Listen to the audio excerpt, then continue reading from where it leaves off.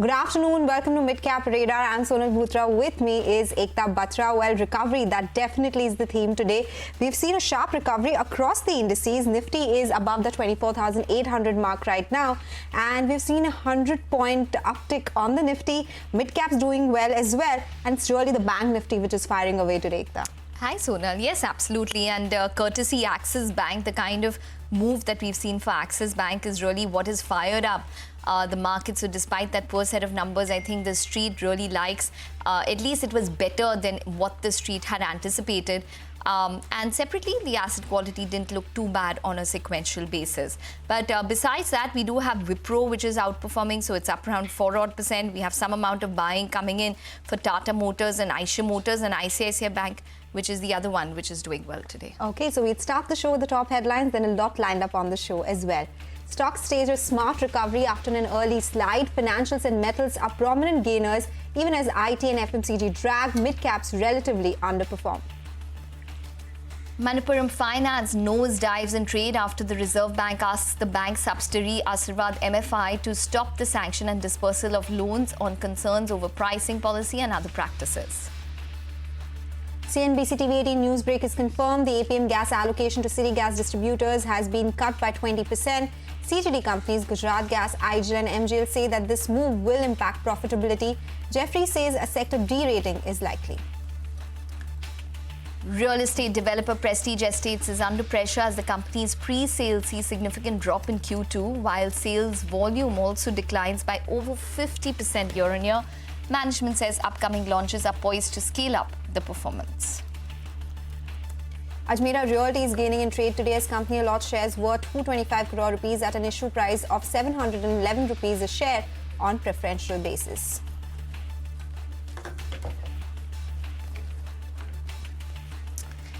Okay, well, that's the update in terms of the headlines of the market. Well, it's definitely a very active day today, especially for the Bank Nifty. But separately, we have the Midcap Index, which has managed to recover. As of now, the advance decline ratio still is on the declining side. So 1,800 stocks advancing to over 2,000 stocks, which are declining on the Bombay Stock Exchange. Let's see whether there's any kind of improvement as the day goes on. But let's focus on our segment Midcap Movers. We have with us Vamakshi to take us through the midcaps that are moving around in trade. Vamakshi, over to you. Well, absolutely, Ekta. Several notable movers in the trading session today. The Midcap Index, as you can see, has recovered from the day's low and is now close to the day's highest point. Let's first look at some of the top gainers. Well, we have on our radar Mazgaon Dock. That stock is up 9%. Anand Rathi, which recently reported numbers, is continuing that up move, up nearly 5%. Motilal Oswal as well as Tejas Networks are some other stocks that are surging over 6%. But apart from that, there are some losers as well. Let's look at IGL as well as MGL. A news flow out here, and given that news flow, we have both of these counters trading nearly over 10% lower. Timken India is the next big one, now down nearly 4%, and Manappuram Finance is also reeling under tremendous pressure, down nearly 13%. Lots of stocks reacting to their numbers as well. We have Quick Heal that is reacting to its weak set of numbers, down nearly 6%. Elecon, 5paisa, Tanla Platforms are some other counters that are declining after the companies release their earnings. But CEAT, on the other hand, that's the stock that is moving up in trade after declaring its results. There are several volume-led moves as well. DOMS is gaining on the back of very strong volumes. BEML as well as Havells are some of the other names. Okay, all right. Thank you so much for joining in with those names. So I'm actually some interesting ones there which have been seeing a big move on either of the sides. Let's talk about some more individual names which are doing well in trade today. We spoke about AB Real Estate yesterday. There was a Nomura initiating coverage. The stock is up another 3.5% right now, and that is a stock which has continued to do well. It's already up around 2 times in last 2 years, and another 3% added on there. Anand Rathi is one of them, up 5%. We do have CEAT after it reported numbers. That stock is up 3%. SRF is up 3%. Remember, there was a downgrade that came by yesterday, but today the stock is up around 2.5%. So across the board, we're seeing some major moves coming in the mid-cap index. Ajmera Realty, the preferential issue, is something that the street seems to like, so 5% higher there. And you know, it's the mid-caps where the advance decline ratio is still in favor of the declines as we speak, but individual movers, we are seeing big moves there. Yes, absolutely. Well, that's what's taking place in terms of the markets now. But let's concentrate on one particular stock. LTIMindtree is down 4% in trade on the back of their Q2 numbers. The company's revenue growth has fallen short of street expectations. Our colleague Reema Tendulkar spoke to Nachiket Deshpande, the COO of LTIMindtree, began by asking him on the outlook for Q3 and the near term.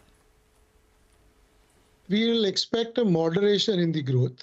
We basically, as we called out, our business growth momentum will continue. We're confident of that momentum continuing in Q3 as well. It just would get a little bit moderated because of furloughs and fewer billing days. But apart from furloughs and fewer billing days, are there any other sectors, geographies, where there are some warning signs, some weakness? No.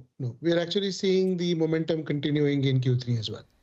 Okay, fair enough. The annual wage hike gets rolled out in Q3 and Q4, and you have quantified that it will impact your margins by 200 basis points. So what are the exit margins looking like for LTIMindtree? So we don't give the guidance on margin, but typically you would see that in the quarter that we roll out the wage hikes, the full impact will come in that quarter. It will get offsetted with continued operational efficiencies and the initiatives that we continue to run. So there will be some recovery of that margin in quarter, and the subsequent quarter we will be able to recover a higher portion of that. It's the usual cycle that continues. So we don't guide for margin, but you'll see the wage impact will be probably the highest in Q3, and its impact will reduce in Q4 as we are able to recover a little bit more. Healthcare and BFS delivered very strong growth for you. Healthcare at 5.9%, BFS at 4%. Will the momentum continue? Are we likely to see a sustainability of these kind of growth rates? On BFS, we are confident because our growth in BFS was very broad-based. It did not come from few accounts, but it come, top 10 or 15 of our BFS accounts shown good signs of growth, and hence we're confident that momentum will continue in the Q3 as well. On the healthcare side, if you see our numbers, it includes healthcare, life sciences, and public services. So we had a little bit more growth on the public services side, but which was also very deal specific. So it isn't broad based. So we wouldn't look at the similar growth rates in Q3 for that portfolio. You've also called out softness in a few travel and tech clients, particularly clients who are dependent on Boeing for delivery, where you are seeing softness. How much did that hurt your revenues in Q2, and how long will this weakness last? So within our consumer portfolio, it is sort of the broad industries as part of that. Within that, the travel and travel tech companies, especially customers in the US, they continue to have a significant challenges in keeping up with their revenue profile because the deliveries are delayed for them. And we expect that softness to continue for a few more quarters till they see the upside. But our hospitality portfolio has grown very well. And within that portfolio, we also have real estate services. Now that, given the mortgage rate related issues, they continue to see some softness with rate reductions happening in the US. Hopefully that sector will start to see some turnaround in the subsequent quarters. What's the contribution purely of travel and travel tech to your overall revenues? We don't separately call that out as an individual sector, but it's part of our overall consumer business. Are you confident that you will be able to end the year with top quartile revenue growth as you've seen in the past? I think the aim is to continue the business momentum. Reema, the top quartile, whether we achieve at the end of the year or not, also will depend upon how the overall sector does. But we're confident that the momentum that we've seen in these 2 quarters, we should be able to carry that into Q3, Q4 as well. Okay, 6.5% cut on LTIMindtree. That's the management commentary. But for now, we'll slip into a short break. When we come back, we'll be joined by the management of Keystone Realtors. We'll discuss their Q2 business update on the other side. Stay tuned for that.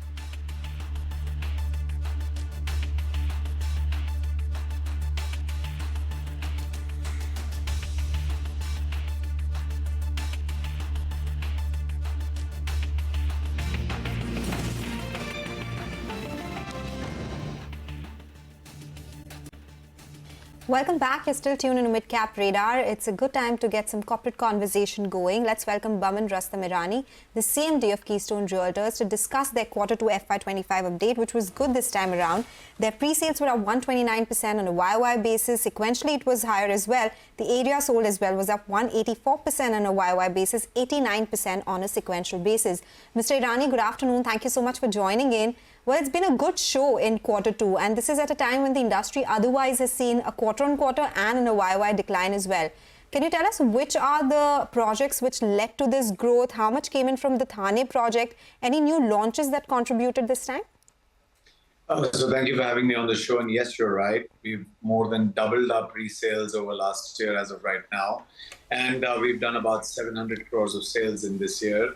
At the same point of time, if you look at our half year, we're well above our guidance. And that's exactly what we're happy with. We're coming into a fantastic quarter now. And, you know, we expect the sales to be bumper in this quarter as well as in the last quarter of the year, which is the cyclical nature of our business. We're doing extremely well. We've launched 3 new projects in this quarter. And more importantly, we've launched our plotted developments, which are actually a higher ROE projects that we are taking on. And we've already guided that we will be growing our plotted developments as well, because we believe that the markets are totally ready for branded developers to be able to give plotted developments in the city, because land has always been something that people have wanted to invest in, and our project in Kasara is seeing a great amount of interest. Okay. All right, Mr. Irani, thanks very much for joining in. Well, you're sounding extremely bullish in terms of future sales, but I just wanted to understand what the on-ground situation is, because in the past couple of days, we've heard that, two-wheeler sales might not be as robust as anticipated in the festive season.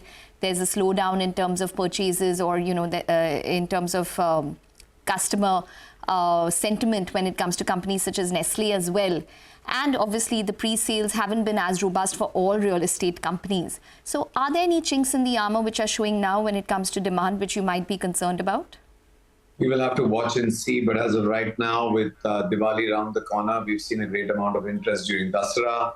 With Diwali around the corner, we are actually gearing up to boost the sales in this quarter. And as a matter of fact, I don't think what you're saying would apply to us, primarily because pre-sales have been extremely strong, and even the customer interest, the walk-ins that we've seen in the last quarter and even in this quarter right now, with our launch coming up, we are seeing great amount of traction on ground, and our teams are absolutely, I would like to say, totally charged up to be able to take care of the sales that is going to take place. But yes, I've been reading the reports about the pre-sales of the two-wheeler industry, and I can only say this, that they were at all-time highs. And even if they had to kind of mellow down a bit, it must have been because of Shraddh period earlier. But during Diwali, I'm certain that we will again see a great amount of growth taking place. Sure, but isn't that the case for the real estate space as well? But No, nonetheless, yeah. Real estate obviously is classified, like I told you, Mumbai is only 9 markets in one. And if you look at the way we are poised, we are in the higher end projects that we've launched in Warsaw is seeing a great amount of buying interest. Our project in Pali here is seeing a great amount of buying interest. The project that we are nearly completing in Pravadevi is seeing a great amount of buying interest. And maybe it is this consumer base that is doing extremely well. I'm also pleased to say that Thane, where we had the launch in this last quarter, we saw a sizable amount of sale take place, and we are not seeing this happen to our projects as of right now, is all I can say. Okay, so Mr. Irani, you spoke about Thane project seeing good response. How much of that project is sold, and do you think the entire project will be sold this year itself? And what's the launch pipeline looking like? Will you look at other markets? You're primarily in the MMR market, looking at redevelopment projects. Do you think any other geography interests you as well? You've asked me so many questions, and I'm happy to answer them all. So start off with Thane sales. Look, I don't think we'll sell off the entire thing in 1 year. That is never our plan. Like we've guided in the past, once we launch a project, we usually sell about 35% of the stock in the first 6 months, which is what more or less our numbers are showing that we've done. After that, it's a sustained sale of about 40% through the life of the project. And these projects are about 3.5 years because they're high rises. And then about 20% of the sales we try and keep closer to the date of completion, and then finally on completion itself. But I want to state out here that, at Rustomji, the brand aura and our on-ground research has been so strong that once a project is launched, we've always seen success in it. And with these launches that have taken place, I'd like to give it an example of a rocket that is, already been put into space, and we are definitely on the orbit of success as of right now. Okay. Give us a sense in terms of the festive season sales. I'm sure there might be an uptake if you could compare it on a year-on-year basis in terms of the trends that you're seeing, Mr. Irani. And also on pricing, how much pricing power do you have on your projects now? So, let's start with your last question. I'm not someone who believes in or even desires to get the highest price. We're all about business plans because, we are an organized company. We really need to see volume in terms of sales. And towards that, your second question, what do I see as an uptake in this particular season of Diwali? The buying interest is huge. Pre-walk-ins have been extremely good. Consumers are, walking towards and trying to get a quick buy into our Verdant Vistas, which is a luxury project that we have launched in Thane, where larger apartments having Verdant Vistas being the kind of views that we have out there, and with the first time on many of the features that are being provided into buildings. So we are seeing a great amount of buy out there. I would say that this Diwali we will see an uptake of more than about 15% over at least the last Diwali also. Okay. So, since I asked you so many questions, I think you missed the part where I said, what are the launches looking like in the second half? Because you spoke about bumper second half expected. And does that indicate that you'll be able to actually cross your pre-sales guidance of 3,000 crore rupees that you had given us earlier?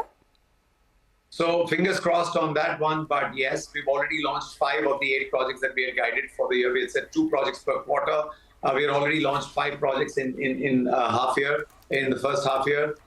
So yes, we are well online for that, and new projects always bring a new amount of buying power or rather selling power to our sales teams.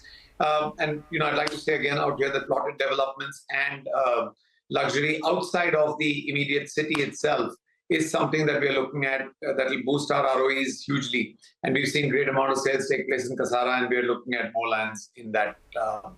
In the plotted development kind of portion that we will do. All right, Mr. Irani, always a pleasure. Thanks very much for joining in and speaking with us and giving us your perspective and talking about the Q2 update. Well, that's on Keystone Realtors. That stock, in fact, is up around 2.5% for the week. It's rallied around 13% this year. We'll take a short break, but as we do that, a small programming note as we slip into that break. As we prepare to ring in the festivities this Diwali, tune into CNBC-TV18's Market Movers Forum, 3 p.m. onwards on the 24th of October, featuring guests like Ramdev Agrawal, S. Narain, Nilesh Shah and others to help your portfolio prosper this Diwali.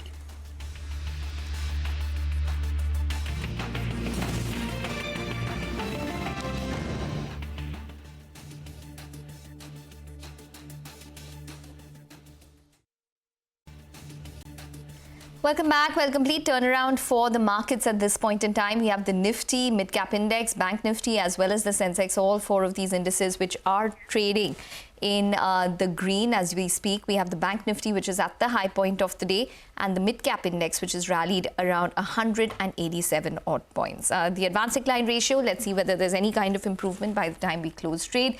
That's all the time that we have on Midcap Radar. Your stocks once we're back.